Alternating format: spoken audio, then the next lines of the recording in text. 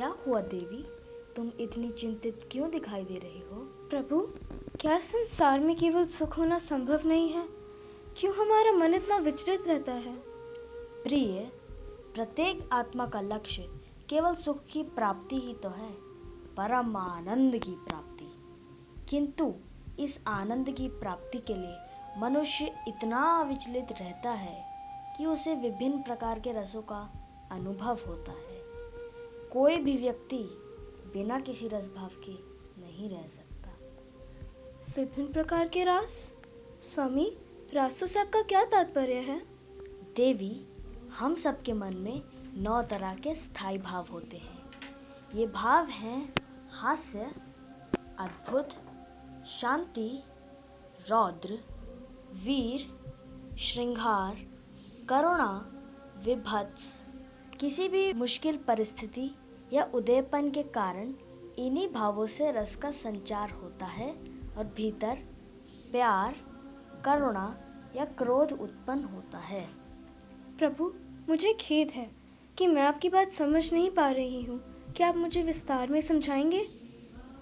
आओ पार्वती, मैं तुम्हें धरती लोक का भ्रमण कराता हूँ और इन सब रसों से अवगत कराता हूँ। श्रृंगार रस रसों में से एक प्रमुख रस है। इसे रसों का राजा भी कहा गया है। इसके अंतर्गत गुरु भक्त, माँ पुत्र, पति पत्नी, प्रेमी प्रेमिका की अभिव्यंजना की जाती है। वहाँ देखिए देवी, कैसे ये भक्तनियाँ कृष्ण प्रेम में मग्न है। कृष्ण को मोहित करने के लिए हार श्रृंगार कर रही है। महादेव, श्रृंगार रास तो सभी के जीवन को प्रेम से भर देते हैं। चलो देवी, अब हम आगे अग्रसर करते हैं। प्रभु, वे व्यक्ति वृक्षा क्यों काट रहे हैं? उन दो मनुष्य के रोकने पे भी नहीं रुके। इस भाव के पीछे भी तो एक रस ही छुपा है पार्वती। ऐसे भाव में क्रोध उत्पन्न होना तो स्वाभाविक ही है। जब किसी एक पक्ष या व्यक्ति द्वारा दूसरे पक्ष या आदि की निंदा से जो क्रोध उत्पन्न होता है, उसे रौद्र रस कहते हैं। प्रभु, ये कितना आश्चर्य है! एकदम अद्भुत दृश्य है। एक तरफ पर्वत राज खड़ा और दूसरी ओर समुद्र लहरा रहा है। अरे, ये कैसे हुआ? देवी, ये तो वो रस है जिसे कहते हैं अद्भुत रस। इसका स्थायी भाव आश्चर्य होता है। जब किसी व्यक्ति के मन में विचरता अथवा आश्चर्यजनक वस्तुओं को देखकर जो विस्मय आदि भाव प्रकट होते हैं, उसे अद्भुत रस कहते हैं। धरती तो बहुत सुंदर है प्रभु। अरे अरे, ये तो युवतियां एक दूसरे से मुंह क्यों फेर रही हैं? ये भाव विभत्स रस का प्रदर्शन कर रहा है। विभत्स रस घृणा के भाव को प्रकट करने वाला रस है।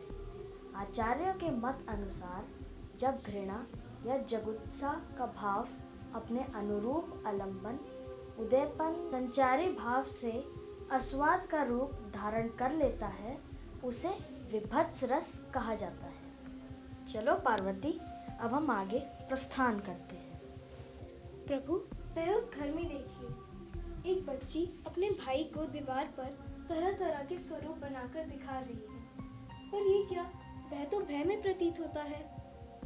वह तो निद्रा में भी डर रहा है। ऐसा प्रतीत होता है कि वह कोई भयानक सपन देख रहा है। हाँ प्रिय, ये भी 9 रसों में से एक रस है। किसी भयानक दृश्य देखने से उत्पन्न भय की परिपक्व अवस्था को भयानक रस कहते हैं। इस रस के अनुभव से तो पूरे शरीर में कंपन हो गई। स्वामी, अब कोई ऐसा दृश्य दिखाइए जिससे मन को शांति मिले। तुम्हारी इच्छा तुरंत पूरी कर देता हूँ देवी।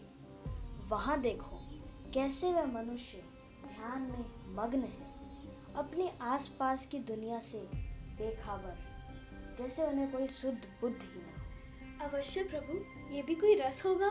बेशक पार्वती, यह है शांत रस। इस रस में तत्व ज्ञान की प्राप्ति अथवा संसार से विराग्य होने पर, परमात्मा के वास्तविक रूप का ज्ञान होने पर मन को जो शांति मिले, उसे शांत रस कहते हैं। इस रास की उत्पत्ति से तो मन संसारिक कार्यों से मुक्त हो जाता है। प्रभु, वह कितना प्यारा दृश्य है। एक माँ अपने बच्चों के समीप बैठकर चरखा बुन रही है। पर ये क्या, ये दोनों तो झगड़ने लगे। वह माँ इतना भेदभाव क्यों कर रही है? अपनी पुत्री के साथ इतना क्रोधित और अपने पुत्र को सारा स्नेह दे रही है। उनकी पुत्री कितनी अप्रसन्न होगी। देवी, ये 9 रसों में से एक है जिसका संचार वियोग, शोक आदि से उत्पन्न विकार दुख के कारण होता है। इस रस को करुणा रस कहते हैं। इस रस में किसी अपने का विनाश, दीर्घकालिक वियोग या प्रविनाश या किसी अपने से प्रिय से सदैव के लिए बिछड़ जाना या दूर चले जाने से जो दुख या वियोग उत्पन्न होते हैं उसे करुणा रस कहते हैं। प्रभु, धरती पर सबकी रक्षा करने वाले पुलिसकर्मी, सेना, धरती पर भगवान के रूप में डॉक्टर, नर्स और उनके कर्मचारी, बच्चों को पढ़ाने वाले अध्यापक अध्यापिकाएं, देश विदेश की अलग अलग भागों से समाचार लाने वाले कितने नेक कार्य करते हैं। बिल्कुल सही कहा तुमने देवी, ये सब वीरता का प्रतीक है। जिस रस के अंतर्गत युद्ध अथवा कठिन कार्य करने के लिए मन में उत्साह की भावना विकसित होती है उसे वीर रस कहते हैं।